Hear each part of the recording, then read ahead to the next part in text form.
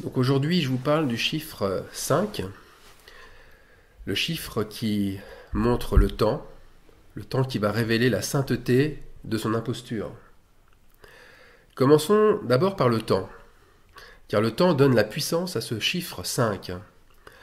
On entend souvent dire que pour Dieu, le temps n'existe pas pour lui, qu'il est hors temps et que nous, contrairement à lui, nous sommes prisonniers du temps. Je pense que c'est à moitié vrai seulement. Dieu le Père, c'est vrai, est esprit et donc libre du temps, mais en créant l'univers, la terre, il a fixé le temps. La création a duré 7 jours. Mais là où je crois qu'une telle théorie est fausse, c'est justement que Dieu n'est pas à l'extérieur de sa création, donc à l'extérieur du temps. Même après Adam, Genèse 11, verset 5, nous dit que l'Éternel descendit pour voir la ville et la tour que bâtissaient les fils des hommes. Et là, il ne fit pas que regarder seulement. Voilà ce qu'il leur dit. Confondons leur langage. Et l'Éternel les dispersa loin de là, sur la face de toute la terre. Et ça, c'est le passage qui concerne la tour de Babel. Alors Dieu, en fait, a toujours été avec nous. Emmanuel, c'est Dieu avec nous. Et il s'est manifesté dans tous les âges par 4 êtres vivants. Sa parole, la communion fraternelle, le sacrifice et dans les prières. Et maintenant, il vit en nous par Jésus-Christ qui a ouvert la voie au Saint-Esprit. Dieu en nous. Alors le temps, c'est une contrainte, mais une contrainte nécessaire et je dirais même indispensable. Quand on regarde les semences, comme les récoltes, elles se font bien selon un calendrier annuel précis. Par exemple, dans le livre du Lévitique, le 15e jour du 7e mois, vous récolterez les produits du pays. Donc spirituellement aussi, le temps est indispensable, au moins pour une chose, pour persévérer dans la foi, pour persévérer dans l'amour, ou bien persévérer dans l'aveuglement et l'incrédulité, donc dans le péché. Mais dans tous les cas, on y récolte des fruits, les fruits de la bénédiction ou les fruits de la malédiction. Le temps permet aussi, et c'est important, de figer un événement. Les fêtes sont ce moment qu'on arrête dans le temps, comme la fête de la Pâque, comme le sabbat, ou encore comme le mariage. Donc ces fêtes marquent un état accompli, une consécration qui est terminée, ou à l'inverse, la révélation d'une manigance ou d'un endurcissement arrivé au summum. Alors on célèbre un état d'âme particulier à ce moment-là. Et cet état d'âme, c'est une sainte convocation en l'honneur de l'Éternel. La fête, c'est encore un moment qui doit marquer un temps, et surtout pas une tradition ou un symbole dans le sens où la tradition n'est plus reliée du tout à notre propre réalité. Aussi, nous devons faire attention. Nous devons faire vraiment très attention aux secondes, aux minutes, aux heures, aux années dans lesquelles nous évoluons, car elles marquent des passages, des changements, des jugements, de nouvelles vies aussi, et des arrêts, c'est-à-dire des morts.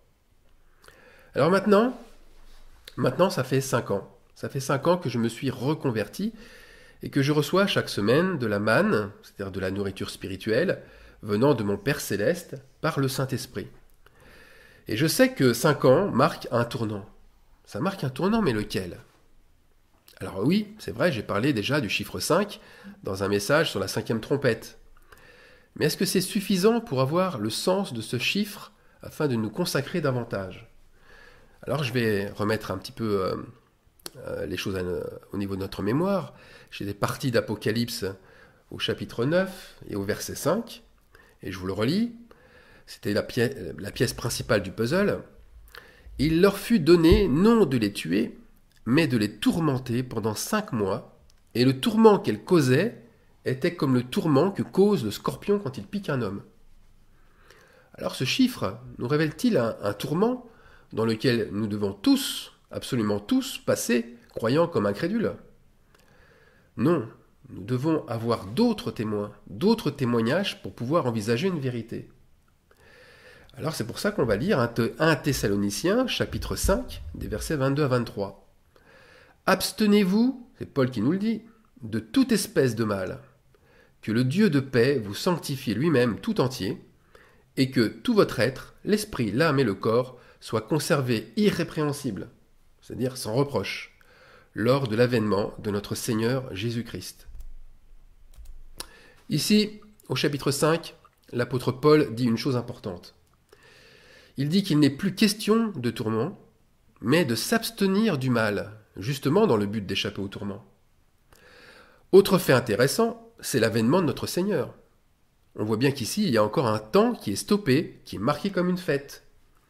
Alors si on regroupe déjà ces deux chapitres, ou ces versets marqués par le chiffre 5, eh bien l'avènement du Seigneur se fait, il se fait bien pendant que certains sont dans le tourment, et que d'autres ont été sanctifiés en s'abstenant du mal. Et Lamentation, chapitre 5, verset 5, eh bien il donne des détails de ces tourments. On se lamente de quoi exactement? Eh bien, nous sommes poursuivis le joug sur le cou. Nous sommes épuisés, nous n'avons point de repos. Et verset 6, nous avons tendu la main vers l'Égypte, vers l'Assyrie. Voilà, on a la cause de tout cela. Ils n'ont point de repos à cause du verset 6. Ils se sont tournés vers d'autres dieux, des dieux égyptiens, des dieux syriens, et croyant justement vénérer le seul vrai Dieu. Ils sont devenus adultères, et même pire que ça, ils sont devenus prostituées, c'est-à-dire qu'ils ont fait ces choses pour de l'argent. Maintenant, nous allons prendre des chapitres 5 et leurs chiffres miroirs dans les versets 5, c'est-à-dire chapitre 5, verset 5, mais des 4 évangiles, et voir ce qu'ils nous indiquent. Pourquoi je prends ça? Parce que c'est ce que j'ai eu à cœur de faire, poussé par un désir soudain. Et contrairement à la chronologie, je vais commencer par Luc, chapitre 5, verset 5. Et qu'est-ce que nous dit Luc? Il nous dit que Simon lui répondit, « Maître, nous avons travaillé toute la nuit sans rien prendre, mais sur ta parole, je jetterai le filet. » Ensuite, nous avons Jean 5, 5. Là se trouvait un homme malade depuis 38 ans. Donc cet homme reçut sa guérison. Ça, c'est ce qu'on lit un petit peu plus loin. « Lève-toi, prends ton lit et marche », c'est ce que lui dit, et lui dira Jésus au verset 8. Et au verset 9, c'est-à-dire 5 versets plus tard, il fut guéri. C'est important de voir que les versets marquent aussi des temps. Marc, chapitre 5, verset 5 maintenant. « Il était sans cesse nuit et jour dans les sépulcres et sur les montagnes, et se meurtrissant avec des pierres. » Et quelques versets plus tard, nous lirons que cet homme sera délivré de légions de démons qui le possédaient. Alors nous allons finir par Matthieu 5, 5. C'est pas du tout chronologique par rapport aux évangiles. Mais pourquoi cet ordre, justement? Eh bien parce que l'évangile de Matthieu semble, quant à lui, faire la synthèse des 3 autres évangiles. Et l'évangile de Matthieu, chapitre 5, verset 5, nous dit « Heureux les débonnaires, car ils hériteront la terre. » Eh bien, un débonnaire, c'est un esprit doux, paisible, gentil, comme on peut le traduire du grec praos, quelqu'un de généreux, d'une grande bonté, mais voilà, souvent sa gentillesse lui fait défaut. Sa gentillesse lui fait défaut car elle lui vaudra d'être accusé de faiblesse, d'avoir un caractère naïf, enfantin, et justement à cause de sa soumission. Il se laissera, à cause de cette soumission, facilement duper, facilement affaiblir par les autres. Alors je vous pose une question. Est-ce que ce n'est pas le trait de caractère du Fils de l'homme? Le trait de caractère de Jésus lui-même, comme celui d'ailleurs de nos 3 miraculés, de Luc, Marc et Jean 5, 5. Simon-Pierre, il était affaibli, éreinté par son travail improductif. Il n'arrivait pas à pêcher des poissons. L'homme, il était affaibli, à bout par la maladie, qui l'a paralysé 38 ans. Et celui atteint par les démons, il était fatigué d'être esclave d'eux en se mutilant continuellement. Nous avons là affaire à 3 débonnaires. Mais la suite, la suite fait que ce caractère les font hériter, pour le premier d'une pêche miraculeuse, pour le deuxième d'un corps privé de handicap, et ensuite, pour le dernier, d'un esprit libéré. Ils héritent effectivement la terre. Ils héritent des bénédictions terrestres. Malheureusement, tous ne sont pas sous la bonne nouvelle comme eux. La délivrance concerne les débonnaires, mais pour les autres. Est-ce qu'il y a une mauvaise nouvelle alors pour eux? On va lire Actes, toujours dans les chiffres miroirs, Actes chapitre 5, verset 5. Ananias, entendant ces paroles, tomba et expira. Une grande crainte saisit tous les auditeurs. Et bien là, pour Ananias, à la place de la guérison miraculeuse, ce fut la ruine soudaine. Lui avait menti au Saint-Esprit. Son jugement a traduit un esprit non pas débonnaire, mais un esprit fourbe et menteur qu'il dissimulait. C'est ce même esprit qui a influencé Caïn et qui lui valut de faire le mal. La preuve, c'est encore Genèse, chapitre 4, verset 5. Dieu ne porta pas un regard favorable sur Caïn et sur son offrande.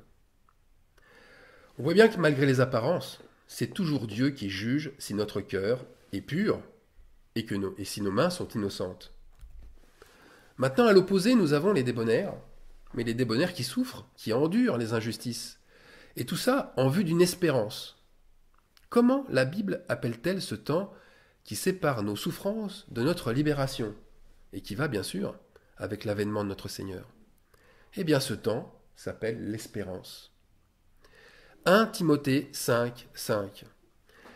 Celle qui est véritablement veuve et qui est demeurée dans l'isolement met son espérance en Dieu et persévère nuit et jour dans les supplications et les prières. Mais celle qui vit dans les plaisirs est morte, quoique vivante. Romains 5,5 aussi. Or, l'espérance ne trompe point parce que l'amour de Dieu est répandu dans nos cœurs par le Saint-Esprit qui nous a été donné. Alors ce chiffre 5, que nous révèle-t-il ?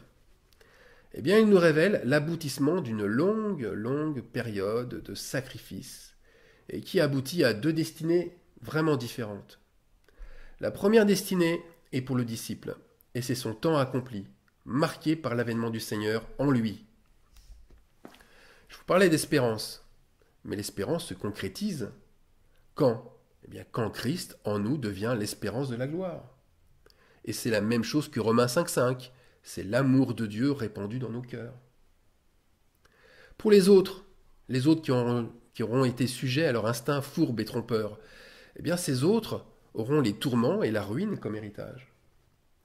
Donc, il y a bien un temps précis à vivre pour être saint et déclaré pur, ou il y a bien un temps aussi précis à vivre pour être un imposteur et déclaré impur.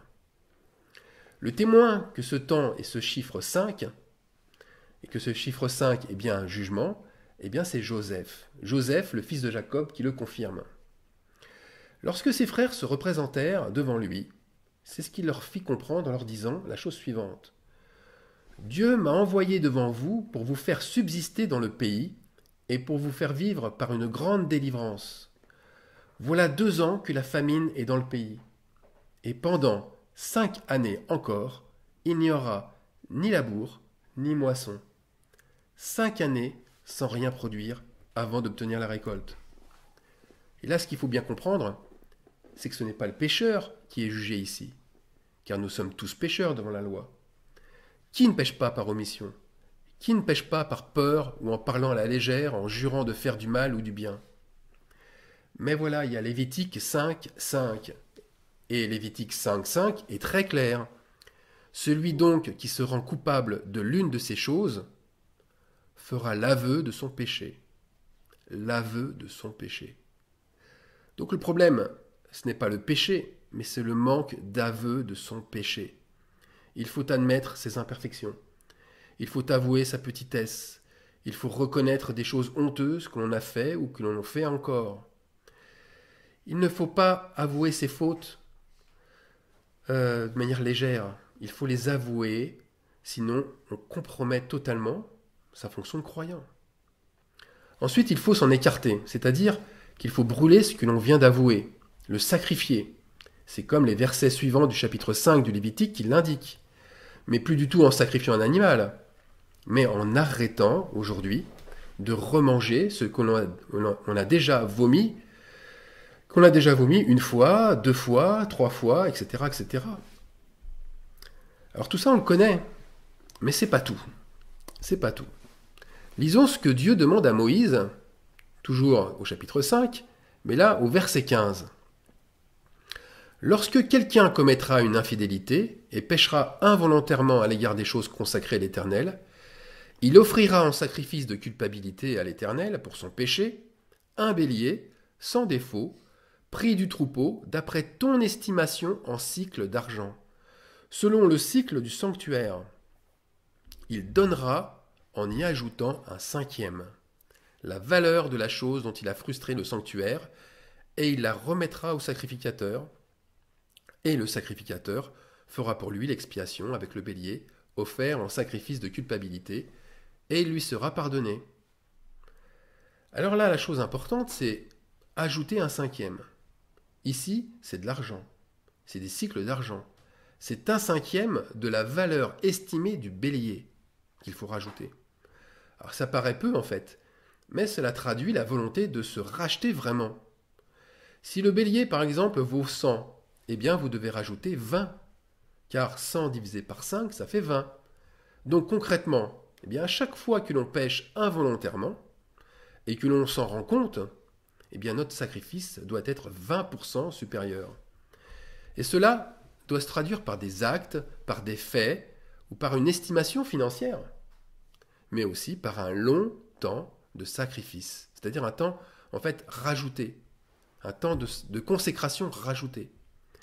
Donc pour résumer, le chiffre 5, eh bien il marque une période où les actes de sacrifice ont été conçus à répétition par le disciple. Alors la question, bien sûr, c'est de quelle nature ont été ces sacrifices? Comment et à quoi devons-nous renoncer? Le renoncement, c'est vrai, c'est la base. C'est la genèse, je dirais. La genèse de la consécration. Donc c'est évident que c'est dans la Genèse que l'on va trouver les bases du renoncement. Prenons par exemple Genèse, chapitre 22, verset 5. Moi et le jeune homme, nous irons jusqu'à là pour adorer. Ici, le jeune homme, c'est Isaac. Et celui qui dit moi, c'est Abraham. Donc on a bien ici le sacrifice d'Isaac par Abraham. Et Abraham nous montre bien que adorer Dieu, c'était aller jusqu'au bout. Moi et le jeune homme, nous irons jusqu'à là. Ensuite, on a Genèse 24, 5. Le serviteur lui répondit, « Peut-être la femme ne voudra-t-elle pas me suivre dans ce pays-ci? Devrais-je mener ton fils dans le pays d'où tu es sorti ?» Ici, on a affaire au serviteur d'Abraham, et qui se permet une chose quand même assez bizarre. Ce serviteur se permet d'envisager un scénario différent de celui de son maître.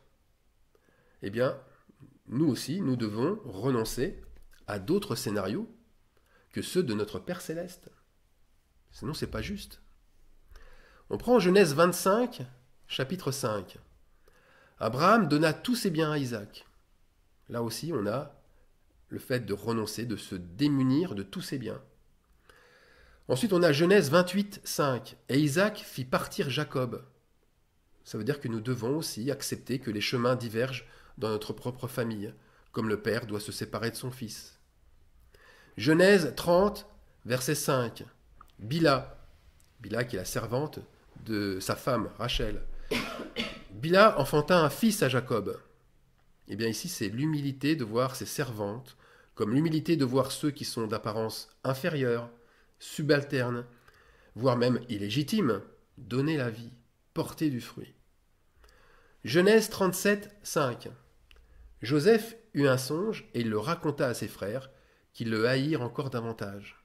Vous voyez, encore le renoncement dans l'acceptation de l'injustice, celle de se voir haïr et trahir par ses frères, mais aussi par ses proches. Genèse 34, 5. Jacob apprit que Sichem avait déshonoré Dina, sa fille. On subit le déshonneur, on subit la honte, même dans son propre entourage. Encore une autre forme de renoncement. Genèse 44, 5. N'avez-vous pas la coupe dans laquelle boit mon Seigneur et dont il se sert pour deviner? Vous avez mal fait d'agir ainsi. Vous voyez ici, c'est le goût amer d'avoir subi une injustice, d'avoir été accusé à tort alors qu'on avait fait le bien. Ce passage, ça évoque les frères de Joseph qui n'ont pas volé la coupe. Donc Genèse 49.5 aussi nous dit « Siméon et Lévi sont frères, leurs glaives sont des instruments de violence. » Eh bien nous avons aussi à subir une violence, mais qui ne vient pas forcément des autres, une violence qui provient de nos propres frères. Genèse enfin, 50, verset 5. « Je voudrais donc y monter pour enterrer mon père, et je reviendrai. » enfin, nous avons encore une séparation, un autre type de séparation, c'est le deuil. Et là aussi, ça fait partie du renoncement. Donc voilà un petit peu résumé nos renoncements qui sont mis en lumière, mais dans les versets 5 du livre de la Genèse. Le deuil, la violence subie, l'injustice, le déshonneur, la haine, la trahison, son propre orgueil aussi, des séparations, le don de ses biens, et pour finir, eh bien, renoncer jusqu'au bout. Souvenons-nous une chose importante, que le Fils de l'homme a la même particularité que le Fils de Dieu. Alors sommes-nous fils de Dieu ? Eh bien, si nous sommes fils de Dieu, eh bien, Ésaïe 53 est pour nous aussi. Et ne nous offusquons surtout pas si nous sommes méprisés, si nous sommes abandonnés des hommes, si nous sommes aussi des êtres de douleur, habitués à la souffrance, brisés par elle, oppressés, maltraités, mis au nombre des malfaiteurs, et aussi confrontés à un sacrifice pouvant aller jusqu'à se livrer soi-même à la mort. Le témoignage des apôtres, le témoignage des disciples, le témoignage des prophètes d'autrefois, est-ce qu'ils ne vont pas dans ce sens ? Alors oui, Dieu revient, c'est vrai. Mais attention, il revient dans une âme et il revient dans un corps habitué à l'injustice, habitué au mépris, habitué au deuil. Alors pourquoi devons-nous autant endurer de sacrifices, autant endurer de renoncements ?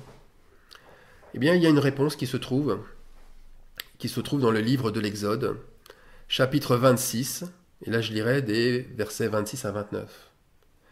Écoutez bien cela. Tu feras 5 barres de bois d'acacia pour les planches de l'un des côtés du tabernacle. 5 barres pour les planches du second côté du tabernacle. Et 5 barres pour les planches du côté du tabernacle formant le fond vers l'occident. La barre du milieu traversera les planches d'une extrémité à l'autre. Tu couvriras d'or les planches et tu feras d'or leurs anneaux qui recevront les barres. Et tu couvriras d'or les barres. Tu feras 5 barres de bois d'acacia pour les planches de l'un des côtés du tabernacle, 5 barres pour les planches du second côté du tabernacle, et 5 barres pour les planches du côté du tabernacle formant le fond vers l'occident. La barre du milieu traversera les planches d'une extrémité à l'autre. Tu couvriras d'or les planches et tu feras d'or leurs anneaux qui recevront les barres et tu couvriras d'or les barres. Alors tout ça, ça peut paraître rébarbatif, répétitif, mais les détails du tabernacle que Dieu a donné à Moïse ont leur importance. Les barres ici sont au nombre de 5. Elles sont au milieu des planches qui forment la cloison du tabernacle. Ça veut dire quoi ? Ça veut dire qu'elles consolident l'ensemble du tabernacle. Et parmi les barres, 5 barres sont faites en bois d'acacia. Un bois d'une résistance et d'une dureté et d'une durée exceptionnelle, imputrescible, c'est-à-dire qui résiste à l'eau aussi, et qui ne demande aucun entretien. Ça veut dire aussi que sans ces barres, eh bien, aucune planche ne peut résister. Aucune planche ne peut tenir verticalement dans la durée. Un jour ou l'autre, avec les intempéries, eh bien, ces planches s'écrouleront. Le tabernacle s'écroulera. Ces barres sont soutenues par des anneaux d'or. L'or, c'est pour montrer que Dieu nous soutient en nous purifiant. Et pour finir, l'or recouvre les barres. C'est-à-dire que la purification est totale. Voilà à quoi servent nos 5 barres, nos sacrifices et nos renoncements. À consolider l'Esprit Saint qui est en nous. C'est notre temple qui est en nous. Mais c'est aussi à faire en sorte que Dieu nous purifie par son or pur. Alors ne perdons pas courage. Le chiffre 5, si vous le voyez, eh bien, il doit vous donner de la persévérance pour continuer à faire le bien et ce qui est juste. Il doit fortifier votre espérance dans l'épreuve.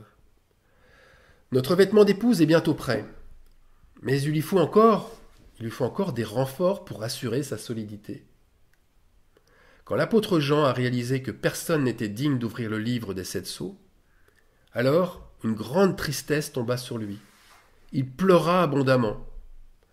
Mais l'un des anciens lui dit « Ne pleure point, Voici le lion de la tribu de Juda, le rejeton de David, a vaincu pour ouvrir le livre de ses 7 sceaux. Apocalypse 5, 5. Et 5 versets plus tard, Jean écrivit au verset 10, « Tu as fait d'eux un royaume et des sacrificateurs pour notre Dieu, et ils régneront sur la terre. » La tristesse transformée en joie, l'incapacité, le handicap transformé en règne. Mais voilà le temps accompli du chiffre 5. Alors je finirai par une chose qui se trouve dans Cantique des Cantiques, chapitre 5, verset 5, et qui dit la chose suivante. « Je me suis levé pour ouvrir à mon bien-aimé, et de mes mains a dégoûté la myrrhe, de mes doigts la myrrhe a répandu sur la poignée du verrou. » La myrrhe, rappelons-nous, c'est le parfum préféré de notre époux. Mais ce parfum, qui a été offert à sa naissance, et qui a servi aussi à embaumer le corps du Fils de Dieu, ce parfum respire le sacrifice. Ce parfum respire le sacrifice, en fait, du début à la fin. Et c'est notre identité aussi. C'est lui, ce parfum, qui nous identifiera lorsque nous tournerons la poignée du verrou, mais pour entrer dans la salle des noces. Amen.